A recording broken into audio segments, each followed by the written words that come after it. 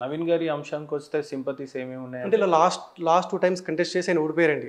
So, ఈసారి ఒక అవకాశం ఇద్దాం అన్నది ఒక ఒపీనియన్ అయితే పబ్లిక్‌లో మాకు అనిపించిందండి. ఆయనకి ఇన్నిసార్లు ట్రై చేశాడు.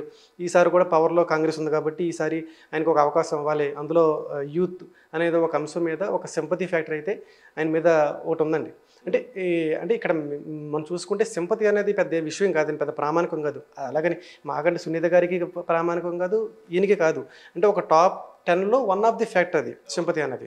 సో, ఇప్పుడు ఈ గవర్నమెంట్ ఓవరాల్‌గా ఇంత ఒక 40% నెగెటివ్‌గా ఉన్నారంటే కారణం ఏంటంటే హైడ్రా విషయం ఏంటి కానీ, లేకపోతే 6 గ్యారంటీస్ ఎగ్జిక్యూషన్‌లో ఏంటి కానీ, సో, తెలంగాణ డెవలప్‌మెంట్ విషయంలో ఏంటి కానీ, అంటే కేసీఆర్ గారి విషయంలో ఎలాగ డెవలప్‌మెంట్ అయింది, ఇప్పుడు ఎలా అవుతుంది. కాకపోతే ఇక్కడ మీరు ఒక విషయం గమనించాలి. ముఖ్య విషయం ఏంటంటే టైం ఫ్యాక్టర్ ఉంటుందండి. ఇప్పుడు జనరల్‌గా ఏంటంటే ఒక పార్టీ లీడర్ మీద కానీ, ఒక పార్టీ మీద కానీ ఒక ఒపీనియన్ రావాలంటే ఒక 5 ఇయర్స్ కంప్లీట్ చేయాలండి. కంప్లీట్ చేసినప్పుడు ఓటర్ అనేది ఇటా అనేది ఒక క్లారిటీ ఉంటుంది. సో, వచ్చి ఆల్మోస్ట్ 2 ఇయర్స్ కూడా ఇంకా అవ్వలేదు పూర్తిగా. 18 మంత్స్ టు 21 మంత్స్ అవుతుంది ఇప్పటికొచ్చి. సో, టైం అనేది ఇంకా ఉంది కదా, ఇంకా 3 ఇయర్స్ 3.5 ఇయర్స్ ఆల్మోస్ట్ ఉంది.